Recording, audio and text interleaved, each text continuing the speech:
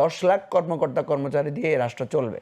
ডিসির বাসায় যান, দেখবেন আটদালি, পিয়ন, তার ড্রাইভার, তারপরে তার কি কি নামে নামে 10-15টা পদ আছে।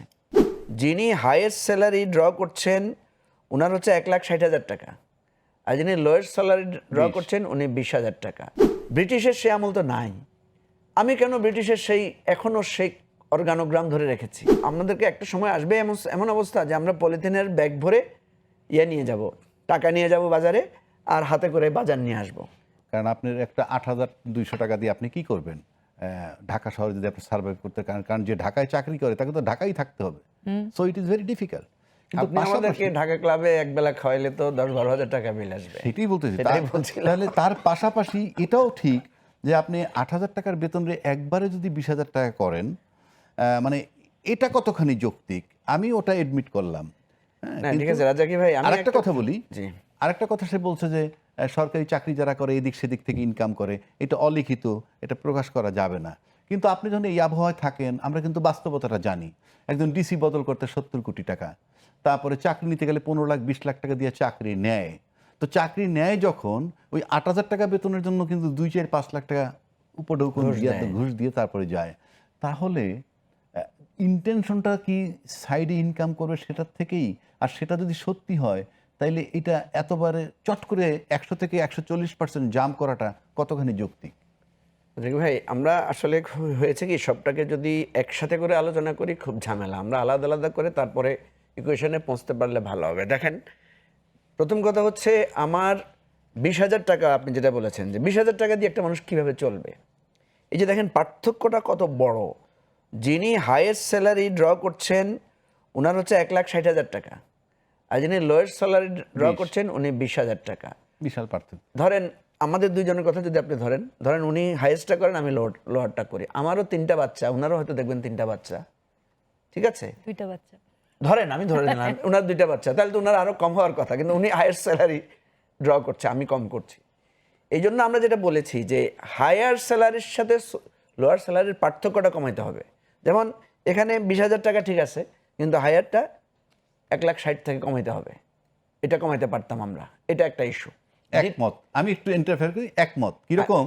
কারণ যে হাইয়েস্ট স্যালারি পায় সেও 1,000 টাকা বা 800 টাকায় গরুর মাংস কিনবে 1 কেজি, আর যে সবচেয়ে কম পায় সে 800 টাকাই। তো এই জন্য আমি বলছি যে অ্যাকচুয়ালি নীতিগতভাবে তো বেতন আরো সবারই বেশি থাকা দরকার, আমাদের যেই সমাজ রাষ্ট্রের অবস্থা।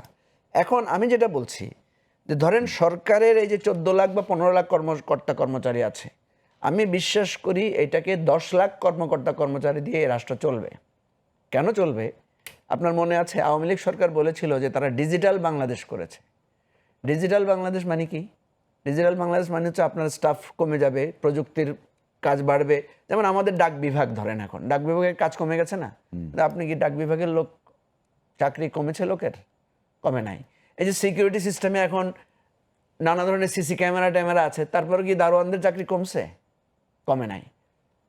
আপনি একটা অফিসে যাবেন, সরকারি ডিসির অফিসে যান, ডিসির বাসায় যান, দেখবেন আটদালি, পিয়ন, তার ড্রাইভার, তারপরে তার কি কি নামে নামে 10-15টা পদ আছে। কেন এটা আছে? এটা নাকি ব্রিটিশ আমল থেকে এই নিয়ম।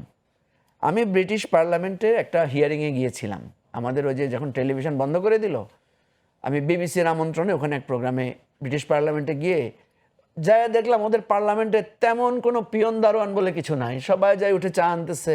এই যে বিদেশে পড়াশোনা করে আসছে ভদ্র মহিলা, জিজ্ঞেস করেন, নিজের কাজ নিজেরা করছে। তা আমি অ্যান মেইন নামে সেখানে এই চেম্বারের, বাংলাদেশ চেম্বারের তখন প্রেসিডেন্ট ছিল এমপি, অ্যান মেইনকে আমি জিজ্ঞেস করলাম যে আচ্ছা তোমাদের এখানে ড্রাইভার নাই, তোমরা নিজেরা গাড়ি ড্রাইভ করো, তোমাদের নিজেদের রান্না নিজেরা করো, তোমাদের এত ফ্যাসিলিটি কম, কিন্তু তোমরা আমাদের বাংলাদেশে এই ধরনের সিস্টেম চালু করলা কেন? মানে গভর্নরদের এই থাকবে সেই থাকবে। তখন সে আমাকে যে তথ্যটা দিল, এটা হয়তো আপনাদের কাছে পুরানো কিন্তু আমার কাছে নতুন। সে আমাকে বলল, যখন আমরা বাংলাদেশে আমাদের এখান থেকে গভর্নরদেরকে বা বিভিন্ন ভাইসরয়দেরকে পাঠাতে চাচ্ছিলাম, তখন তারা যেতে চাচ্ছিল না। ফলে আমরা তাদেরকে নানা প্যাকেজ দিয়েছি যে তোমার এই সুবিধা থাকবে, তোমার গার্ডেনার থাকবে, তোমার পিয়ন দারোয়ান থাকবে, ইত্যাদি ইত্যাদি। তাকে যখন বলেছি তোমার অনেক পাইক পেয়াদা থাকবে, তখন সে রাজি হয়েছে। ঠিক আছে, এখন বলেন ব্রিটিশের সে আমল তো নাই। আমি কেন ব্রিটিশের এখনো সেই অর্গানোগ্রাম ধরে রেখেছি? ফলে আমাদের এখানে যে কলিং বেল সিস্টেম, রুমে বসে কলিং বেল টিপলে একজন আসবে, চা নিয়ে আসবে, আরেকজন খবর দিবে, এই যে মাথা ভারী প্রশাসন, এইটাকে হাত দিতে হবে। এই জন্য যে স্নিগ্ধা যে কথাটা বলেছে আমি অল অ্যালং সাপোর্ট করি, সেটা হচ্ছে একটা ম্যাসিভ রিফর্ম লাগবে। আপনি যদি ম্যাসিভ রিফর্ম না করেন, যেই সরকারি আসবে উনি যেটা বলেছেন যে খুশি করার জন্য সরকারি কর্মচারীদের বেতন বাড়াবে, এবং এই মূল্যস্ফীতি আমাদেরকে একটা সময় আসবে এমন অবস্থা যে আমরা পলিথিনের ব্যাগ ভরে নিয়ে যাব, টাকা নিয়ে যাব বাজারে, আর হাতে করে বাজার নিয়ে আসব। পৃথিবীতে তো বিভিন্ন দেশে এই ধরনের পরিস্থিতি আছে। সুতরাং আমাদের ম্যাসিভ একটা চেঞ্জ লাগবে এবং সবাই মিলে এই পরিবর্তনটা করতে হবে।